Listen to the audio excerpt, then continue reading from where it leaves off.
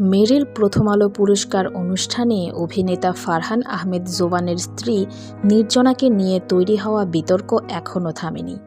অনুষ্ঠানে তার পোশাক ও ওড়না পরার ধরন নিয়ে সামাজিক মাধ্যমে যে পরিমাণ ট্রল, সমালোচনা এবং কটূক্তি ছড়িয়েছে তা নিয়ে এখনও আলোচনা চলছে বিভিন্ন মহলে।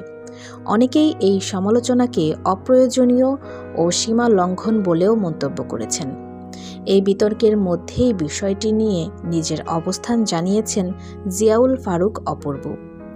তিনি স্পষ্ট ভাষায় বলেন, নোংরামির একটা সীমা থাকা দরকার। তার মতে একজন নারীর ব্যক্তিগত পোশাক, স্টাইল এবং উপস্থিতি নিয়ে এভাবে ট্রোল করা মোটেও গ্রহণযোগ্য নয়।